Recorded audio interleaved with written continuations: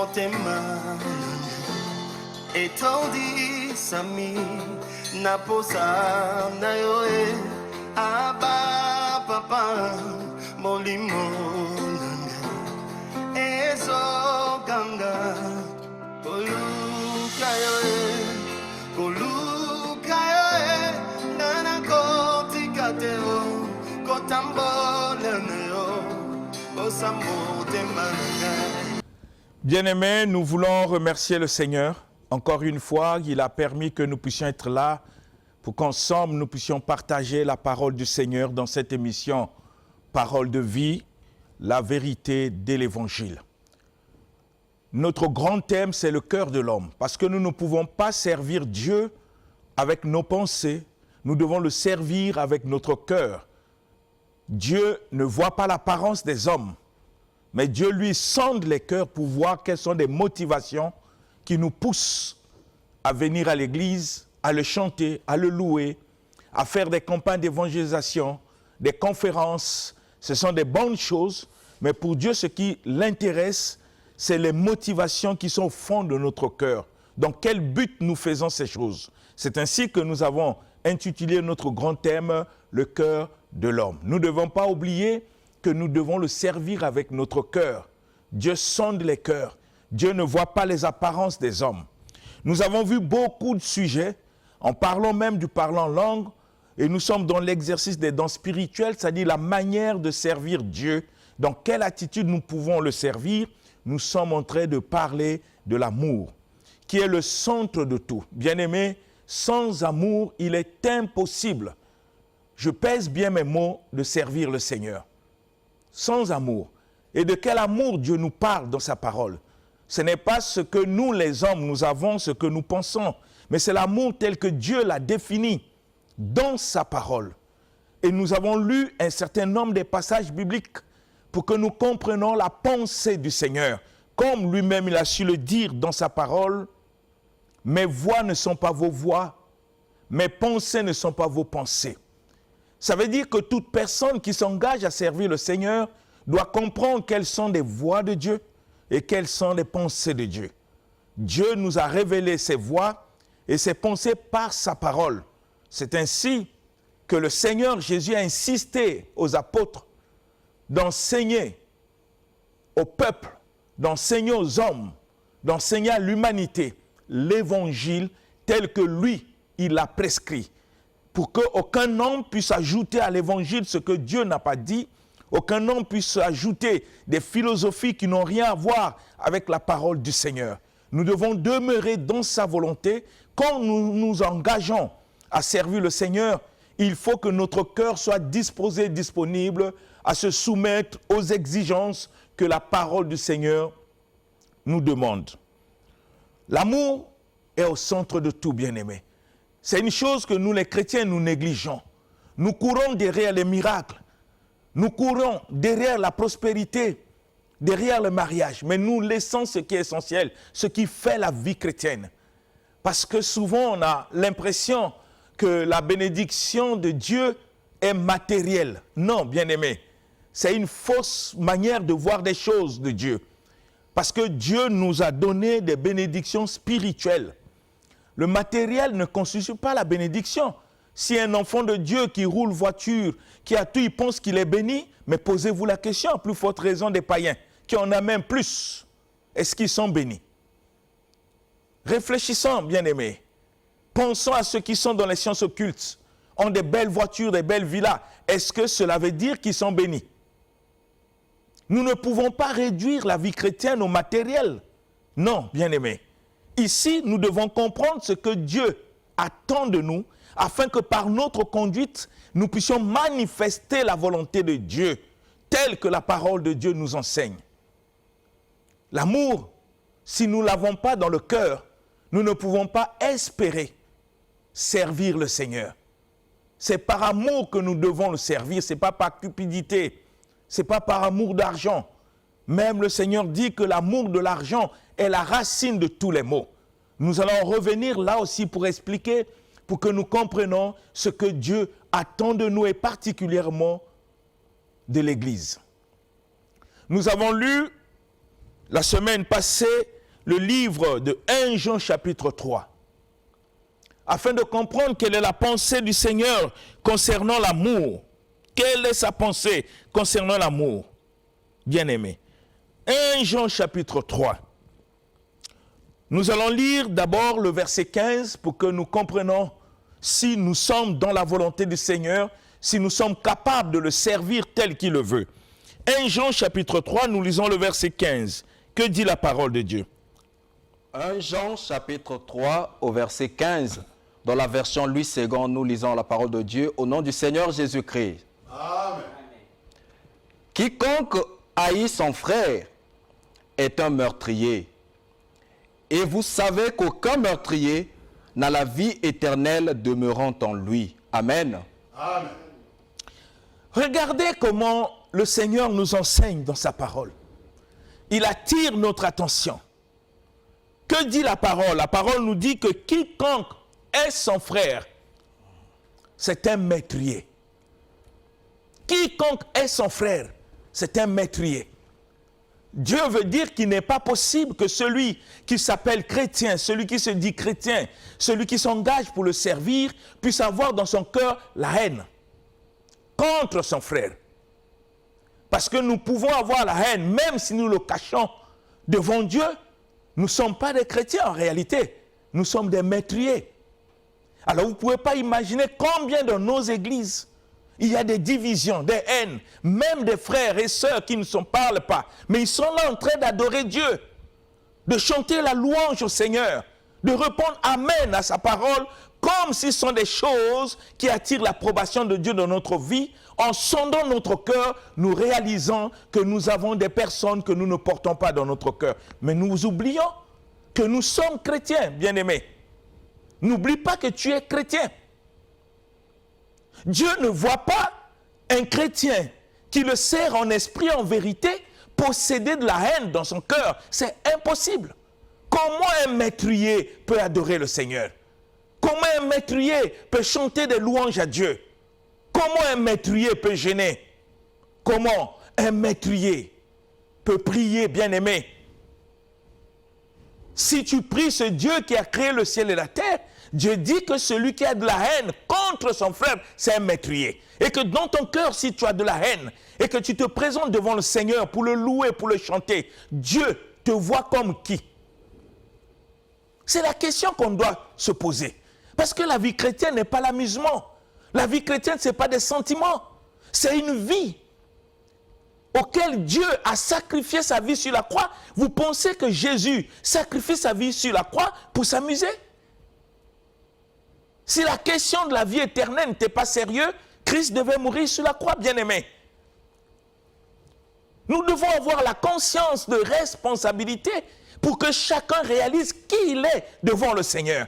Quel est l'état de notre cœur quand nous servons le Seigneur? Est-ce que notre cœur manifeste la volonté parfaite de Dieu qui refuse que tout chrétien puisse avoir de la haine dans son cœur contre son frère, contre les membres de ta famille, contre les collègues du boulot auxquels vous travaillez ensemble, contre tes collègues de l'école, contre les gens du quartier? Dieu ne veut pas voir que celui qui se réclame chrétien posséder dans son cœur la haine. En possédant la haine, bien-aimés, nous annulons la volonté de Dieu dans notre vie, parce que nous marchons contre-courant de sa parole, parce que Dieu, quand il parle, ce n'est pas un pasteur, ce n'est pas un apôtre, ce n'est pas un prophète, ce n'est pas un évangéliste, c'est le Seigneur qui dit que celui qui a de la haine contre son frère, c'est un meurtrier. Rappelez-vous du livre de Matthieu, auquel Jésus dit, oui, tu veux prier, oui. Le Seigneur dit, quand tu veux prier, et que tu te souviens que dans ton cœur, tu as quelque chose contre quelqu'un, laisse ta prière, va réparer. Parce qu'il n'est pas possible de prier Dieu avec un état de cœur qui a de la haine contre les gens. C'est impossible. Parce que ça bannit ipso facto l'amour que Dieu veut voir être manifesté dans notre vie. À un certain moment, nous réclamons avoir le Saint-Esprit. Mais parfois c'est douteux. Parler du Saint-Esprit n'est pas synonyme de l'avoir. Parce Parce que la Bible dit que quand le Saint-Esprit vient en nous, il déverse l'amour de Dieu dans notre cœur.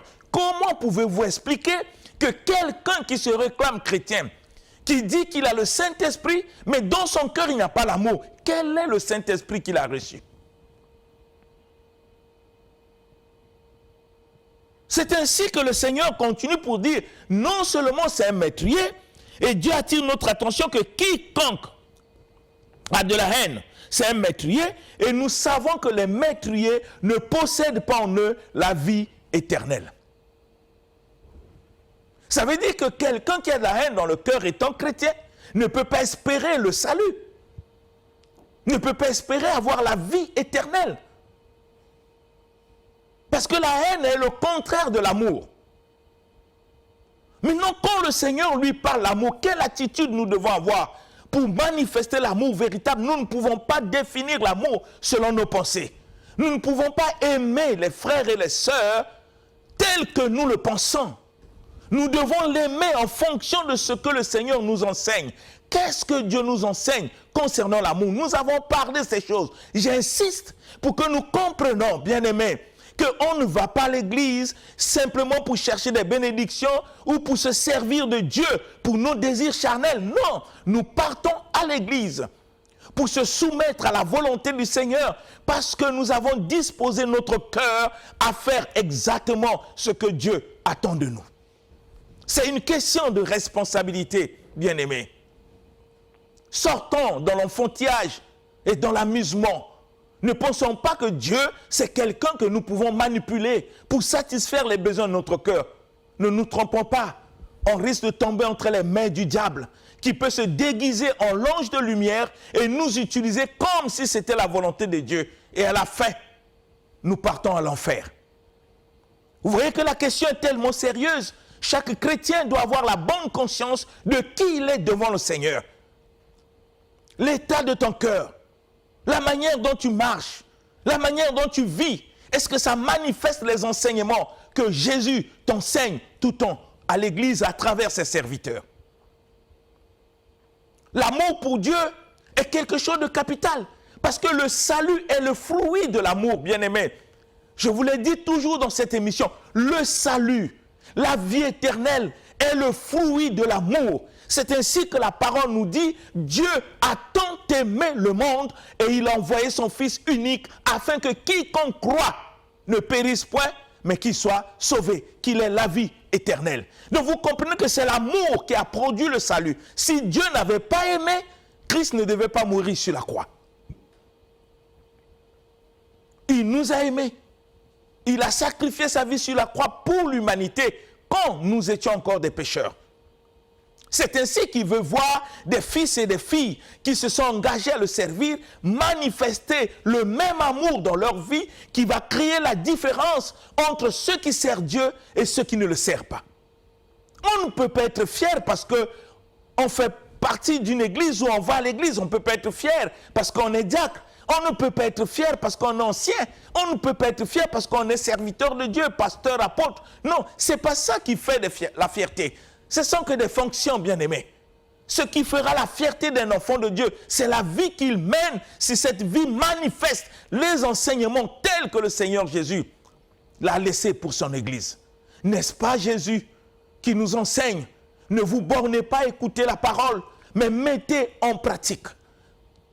Il nous dit de mettre en pratique la parole. Et si nous nous posons la question, est-ce que c'est ce que nous faisons? Ou dans nos églises, nous avons des clans, des divisions entre nous. Des gens se réunissent par région, par tribu. Est-ce que c'est ça ce que le Seigneur nous a recommandé? Sur l'amour, afin de bannir dans nos cœurs la haine.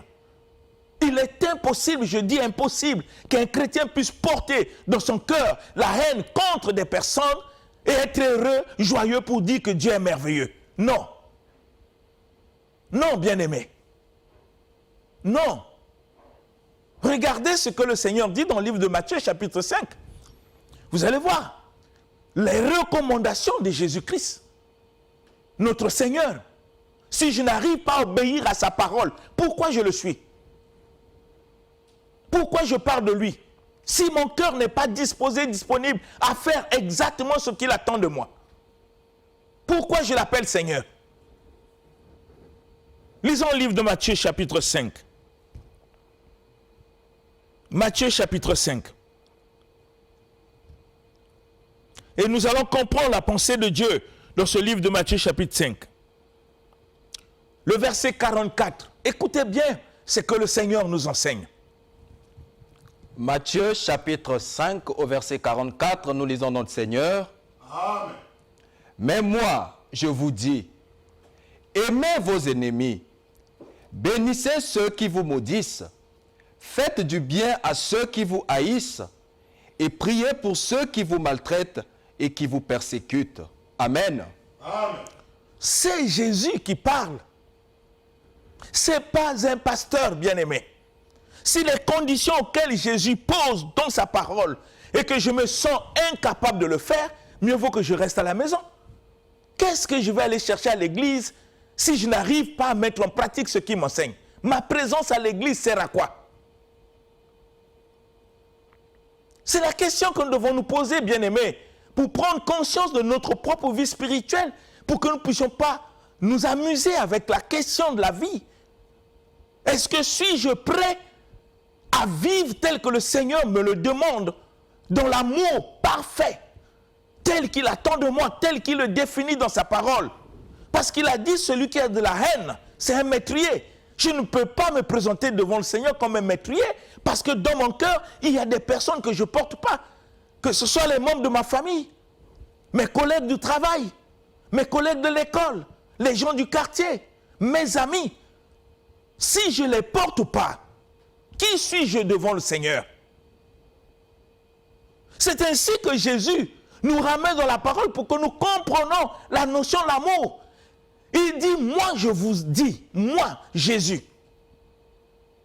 Ici, ce n'est pas un pasteur qui parle, c'est le Seigneur auquel nous adorons, que nous appelons, qu'il est notre sauveur. Qu'est-ce qu'il nous dit? Il nous dit dans sa parole, moi je vous dis, aimez vos ennemis.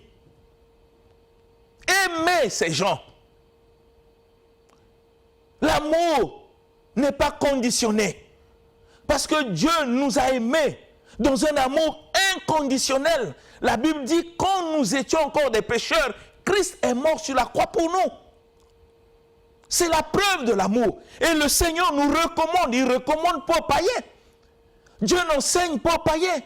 Il enseigne à ceux qui ont pris l'engagement de le suivre. Ceux qui se réclament les chrétiens.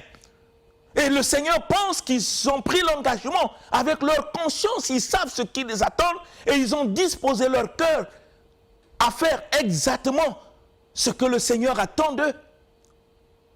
C'est ainsi que Jésus parle à ces personnes. Des personnes qui sont engagées, déterminées,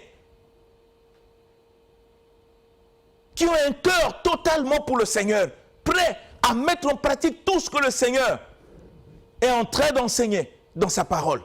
Qu'est-ce que Dieu dit? Aimez vos ennemis. C'est pour bannir dans notre cœur la haine. Si avant de connaître le Seigneur, il y avait des personnes qui m'ont fait du mal et que moi je ne les portais pas, dès que je prends l'engagement pour aller à l'église pour servir le Seigneur, je dois disposer mon cœur à mettre en pratique tout ce que le Seigneur m'enseigne. Sinon, ma présence à l'église ne servira à rien si je suis incapable de vivre comme Dieu le veut. Parce que le Seigneur dit dans sa parole, mieux vaut l'obéissance que les sacrifices. Je peux faire des jeûnes, c'est un sacrifice. Mais si dans mon cœur, j'ai encore de la haine, ça va me servir à quoi? Même si je jeûne pendant 40 jours, ça devient comme une grève de faim. Si je ne sais pas écouter le Seigneur, si je ne sais pas obéir à sa parole pour manifester l'amour tel qu'il le veut, pour mieux le servir, nous ne pouvons pas servir Dieu avec un cœur qui n'est pas conforme à sa volonté. Quel que soit le service, qu'on soit protocole, qu'on soit chantre, qu'on soit pasteur, apôtre, diacre, qu'on s'occupe de technique au niveau de l'église, quel que soit le service, tous ceux qui servent Dieu à l'église doivent manifester dans leur cœur de l'amour pour que le service qu'ils font pour le Seigneur soit vraiment, repose sur l'amour véritable.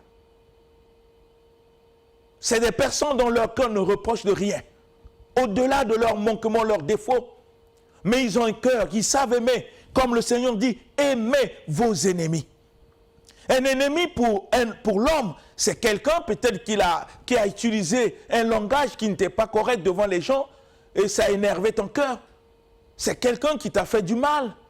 C'est quelqu'un qui te critique tout le temps, peut constituer en toi comme un ennemi. Une personne qui ne te porte pas.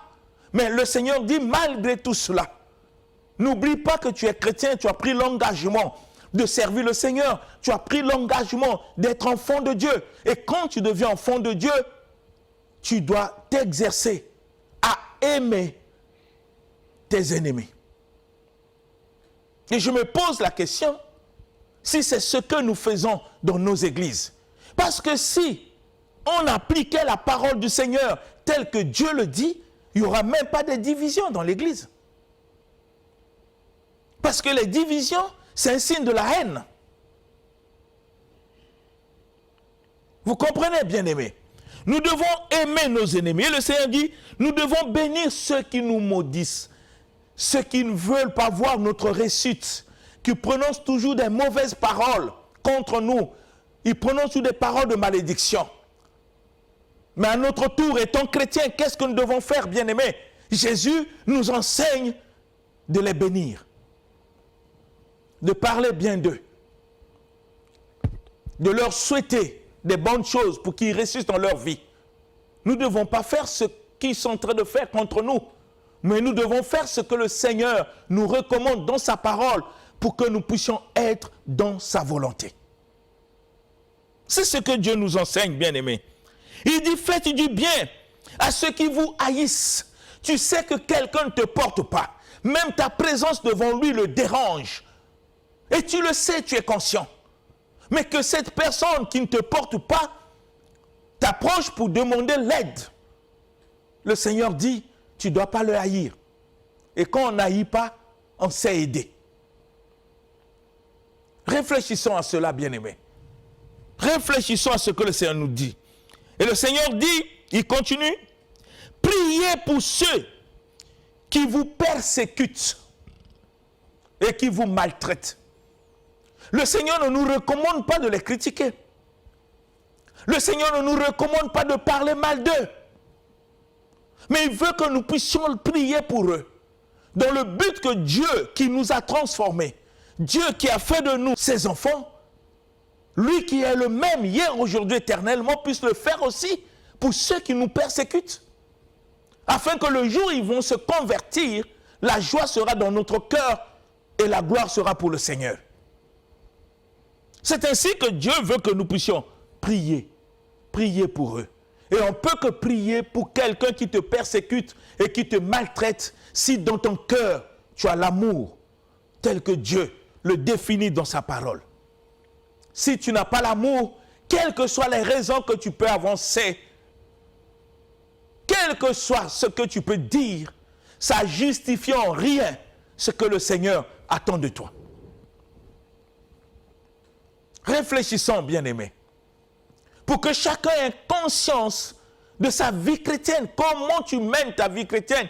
Est-ce que ta vie est basée sur le fondement de l'amour tel que Dieu nous enseigne dans sa parole? Quand nous lisons, nous revenons dans le livre de 1 Jean 3 pour que nous comprenions l'enseignement que Dieu nous donne concernant l'amour. Dans 1 Jean chapitre 3, nous revenons sur ce passage qui est important pour nous, pour que nous réalisons ce que Dieu attend de nous. Nous lisons le verset 17 et le verset 18. Que dit la parole?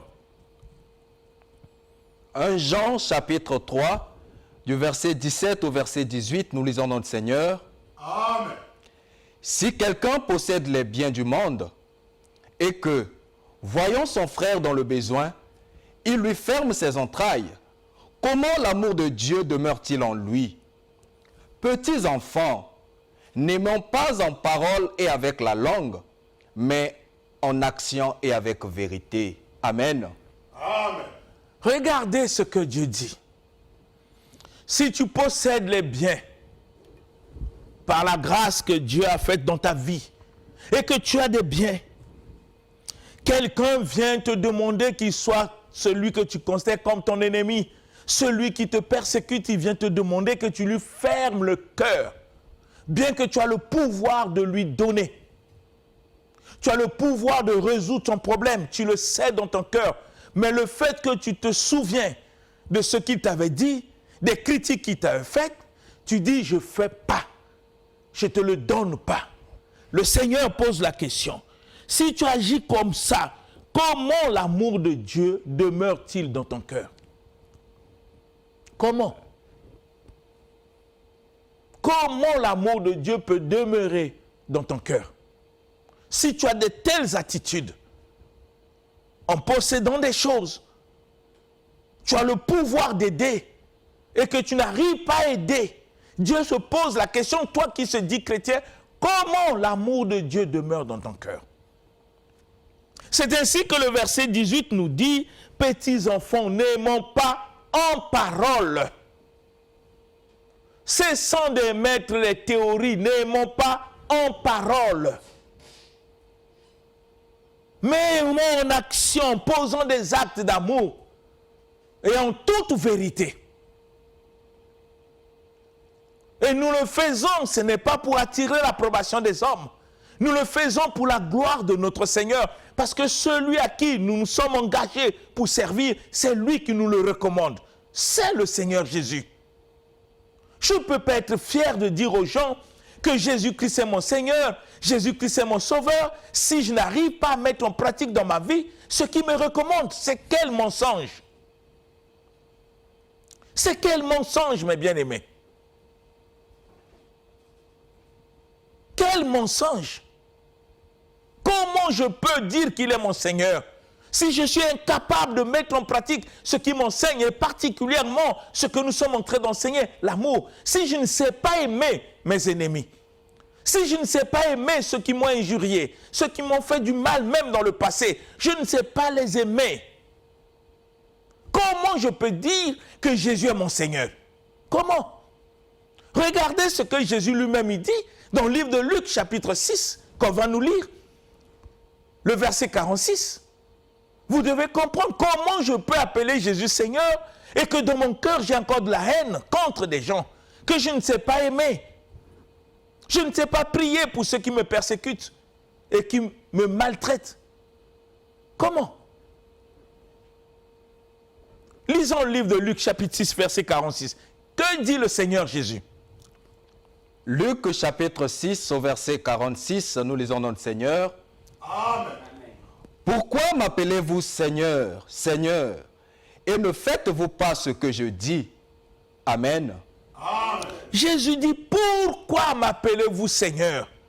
Et ne faites-vous pas ce que moi je dis? Qu'est-ce que le Seigneur nous dit? D'aimer nos ennemis.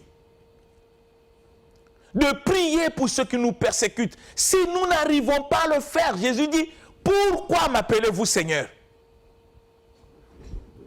Pourquoi?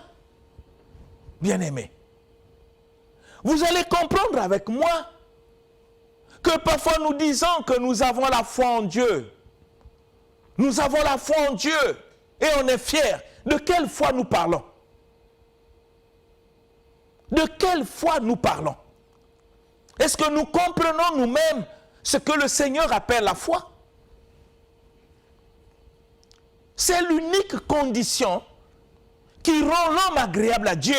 La Bible dit, sans la foi, il est impossible de lui être agréable. Or, la foi ne vient pas de nos pensées, elle ne vient pas de notre imagination. La foi a pour source la parole du Seigneur. Elle vient de ce qu'on entend, et ce qu'on entend vient de la parole du Christ. Mais si la parole de Christ me demande d'aimer mes ennemis, et que je refuse de le faire, j'ai quelle foi en Dieu? C'est quel genre de foi? Et vous allez comprendre avec moi, même la foi dans la vie du chrétien fonctionne que sur base de l'amour. Sans amour, la foi est nulle. Lisons le livre de Galates, chapitre 5. Nous lisons le verset 6 que vous allez comprendre que sans amour, la foi est nulle. Parce que l'amour n'est pas théorique, l'amour manifeste les œuvres même de la foi. Regardez le livre de Galates, chapitre 5, verset 6. Galates chapitre 5 au verset 6, nous lisons notre Seigneur. Amen. Car en Jésus-Christ, ni la circoncision, ni l'incirconcision n'a de la valeur, mais la foi qui est agissante par l'amour. Amen. Amen. Est-ce que vous avez compris ce passage? La Bible dit, en Jésus-Christ, ni la circoncision, ni l'incirconcision n'a de la valeur. Que tu sois diacre, que tu sois pasteur, que tu sois ancien, que tu sois fidèle, quelles que soient les responsabilités que tu occupes dans notre église, ça n'a pas de la valeur s'il n'y a pas l'amour là-dedans. C'est ainsi que le Seigneur dit, ni la circoncision, ni l'incirconcision n'ont de la valeur devant le Seigneur, sinon la foi qui agit par l'amour. Une foi qui n'agit pas par l'amour, c'est une foi morte. Et c'est le Seigneur qui nous l'enseigne dans sa parole. Pour dire aux gens que j'ai la foi en Dieu, il faut que je puisse voir si je vis dans l'amour. Parce que la foi ne peut que fonctionner par l'amour. La foi opère que par l'amour. Dans ma version, il est dit, car dans le Christ Jésus, ni la circoncision, ni l'incirconcision n'ont de valeur, mais seulement la foi qui opère. Écoutez bien, la foi qui opère par le moyen de l'amour. Donc l'amour est le moyen par lequel la foi agit. Mais s'il n'y a pas l'amour, ça veut dire que la foi n'a pas de moyens pour se manifester. C'est ce que dit la parole. Dans nos jeunes, il est parfois difficile de voir un chrétien pour jeûner et dire au Seigneur, remplis-moi de ton amour, apprends-moi à aimer tes ennemis. Ça n'existe pas parfois. Mais nos jeunes, c'est quoi? C'est le mariage. On est attaqué par les démons. Il y a des sorciers dans nos familles. Je veux la promotion. Je veux les voitures. Je veux être prospère. Voilà l'objet de nos jeunes. Mais personne ne s'en soucie de la vie que Dieu veut nous communiquer par sa parole, afin que cette vie puisse avoir de l'impact au milieu de ceux qui nous connaissent, qui nous ont connus dans nos mauvais comportements. Et quand ils vont nous connaître, après qu'on ait connu le Seigneur, ils peuvent témoigner la gloire de Dieu dans notre vie, parce que notre vie a été transformée par la parole. Nous avons accepté de vivre comme Dieu le veut, et cette vie a de l'impact dans nos familles, dans notre quartier, au milieu de nos amis. On n'a pas besoin de dire aux gens que nous sommes chrétiens, mais si l'amour véritable demeure en nous, et que nous vivons l'amour tel que Dieu le veut, nous n'avons pas besoin de parler. Par notre attitude, par notre comportement, les gens seront convaincus que nous sommes véritablement des fils et des filles de Dieu. Bien-aimés, c'est une question de vie. Chaque jour, il faut rentrer en soi-même pour voir si tu es dans la volonté du Seigneur, afin de ne pas vivre une vie qui est basée sur des choses qui n'ont rien à voir avec l'évangile. De vivre une vie tellement facile, des promesses inutiles. On te promet des voyages, tout ça, mais on promet des voyages à qui? À celui qui a quel cœur? On peut corrompre les hommes, mais pas Dieu. Dieu veille sur sa parole, uniquement sur sa parole. Et Dieu ne confirme pas les pensées de l'homme, Dieu confirme sa parole. Mais si nous ne sommes pas dans sa volonté, quelle promesse on peut attendre du Seigneur? Quelle promesse? La vie qu'il nous donne, c'est une grâce, on ne le mérite pas. Le Seigneur fait lever son soleil sur les bons et les méchants. Même celui qui est sorcier, s'il vit, c'est la grâce du Seigneur. Ce souffle de vie Il n'a pas acheté ça.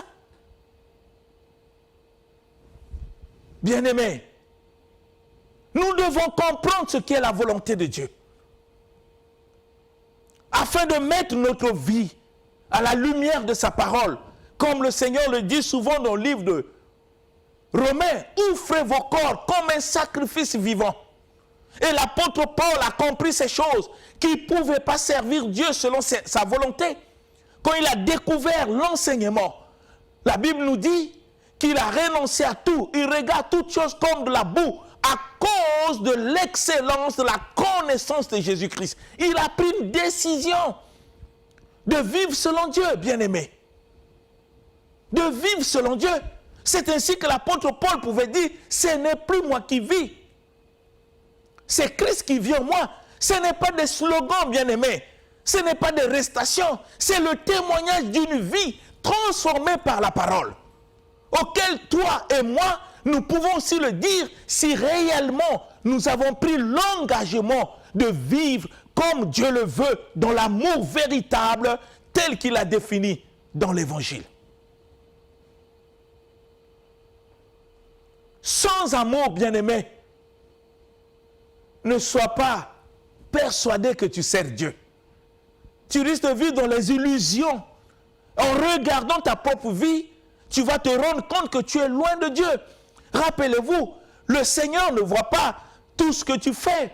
Il regarde d'abord ton cœur pour voir ce que tu fais basé sur quoi. Est-ce que c'est basé sur l'amour véritable? Et ce sont des motivations qui sont conformes à sa volonté? Jésus disait, ce peuple m'honore que des lèvres. Ce peuple me sert que des lèvres, mais leur cœur est loin de moi. Est-ce que c'est ton cas? Est-ce que tu continues à porter de la haine dans ton cœur? Mais si tu portes la haine, tes prières servent à quoi? Ça sert à quoi? C'est ainsi que la volonté de Dieu, c'est amener tout le monde à la repentance pour être sauvé. Oui, tu peux changer. Oui, tu peux vivre tel que Dieu le demande dans sa parole. Oui, bien-aimé, tu peux aimer. Ce n'est pas impossible. C'est ça la bonne nouvelle. Jésus a tout accompli sur la croix pour que tu sois capable d'aimer même tes ennemis, chose que la chair ne peut pas. Je veux que tu penses. Je veux que tu puisses réfléchir. Est-ce que ta vie chrétienne a pour fondement l'amour? Que le Saint-Esprit continue à parler dans ton cœur pour que tu réalises si vraiment tu es dans sa volonté. Que ça puisse être ainsi dans ta vie. C'est au nom de Jésus-Christ que je le demande. Amen. Amen. L'émission Parole de vie avec le pasteur Lévi Nikwe, chaque mardi à partir de 17h10 sur DRTV International. Papa, motema etondi sami naposa na yo